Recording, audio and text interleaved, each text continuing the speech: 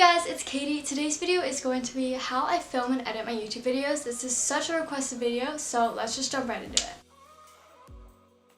We're going to start out with the filming equipment that I use to make these videos. So I have the Canon Rebel T6i camera. I got it a couple years ago for Christmas. I absolutely love it.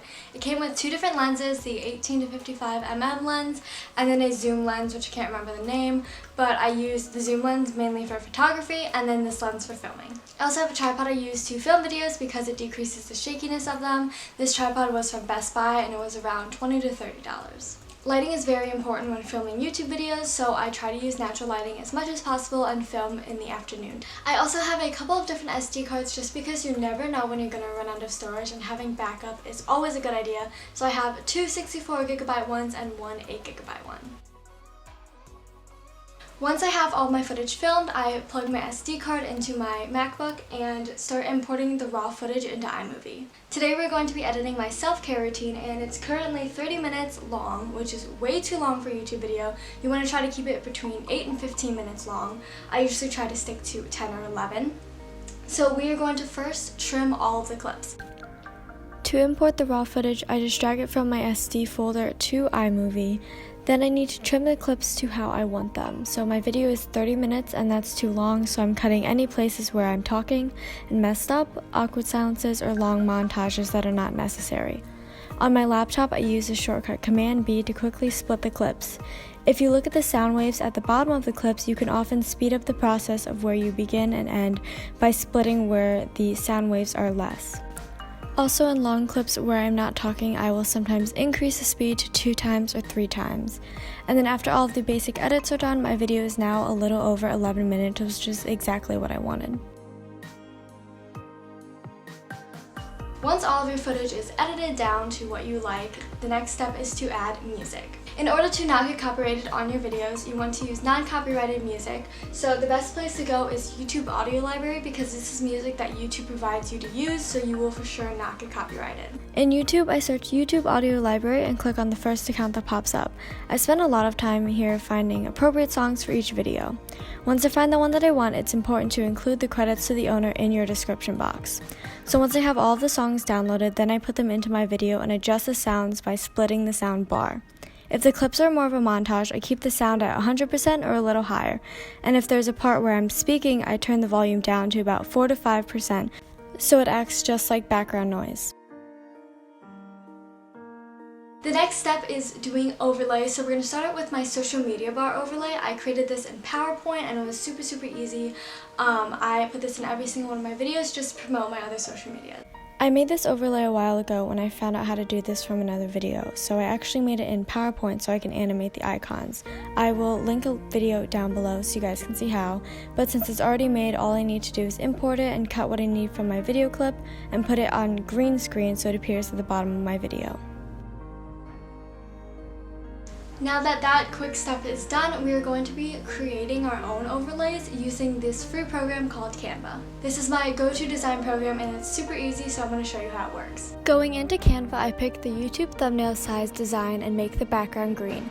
If I'm doing text overlays, sometimes I like to make them fun, so I'll go ahead and look at some templates and grab bits and pieces to make it my own. So I found this part of a template that I really liked, so now I'm just going to be customizing it by changing the color of the box as well as the text. Right now I am deleting any text I don't want and changing it to the words that I want for my test, and then I'm also adjusting the size of the box because I feel like it was too big for the video. And then of course the fun part comes, trying to figure out what color I want to use for this overlay. Once I get it to how I like, I go ahead and copy the design so I have the same exact text boxes in the same place, just with different words. If I have a ton of text overlays, I tend to export one of them to start with to make sure it's in the place that I want in my video. This saves me a ton of time so I don't download a bunch of stuff just to have it not look like I want. In order to test the overlay, I just make it blue screen, green screen, and then put the crop to fit and make any adjustments needed. Now I am just going in and copying all of the overlays and recreating them to make sure they fit where I want them in the videos by adjusting the text. Once I have all of my overlays finished, I download the zip file as a JPG, open it, and then put the green screens in my video. I will then go and highlight all of my overlays at once and change the style to green blue screen, and also change the crop to fit. You can do this one by one, but it saves time if you just highlight them and do it all at once. After that is done, I will move the overlays to the correct place they should be and adjust the timing of them. I usually like my overlays to be 2 seconds long so it's easy to read but is not lingering on the screen. After that, I will just scroll through all of the overlays and make sure they look good.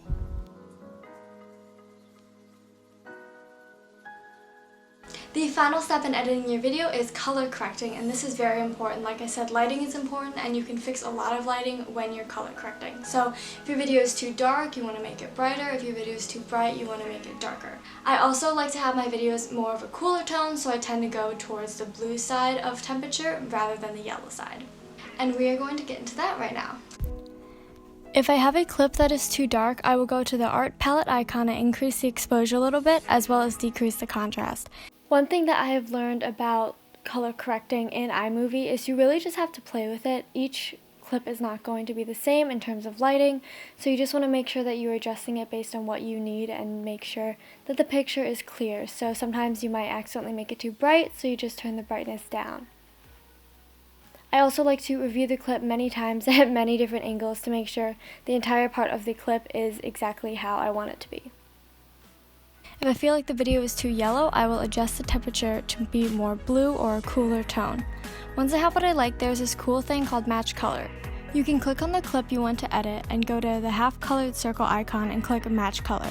Then it will have you pick what color theme you want the unedited clip to look like, and you choose the clip that you just edited. This is so much easier than correcting every clip because none of them will be the exact same, and this way it makes sure that all of your clips are the same color theme that you would like. Thank you guys so much for watching. Like I said, this is a highly requested video, so I really hope you enjoyed and you got some tips. This is just a beginner's tutorial. There's so much more that you can do, and I will definitely do more videos if you guys like these. So thanks for watching, and I'll see you later. Bye.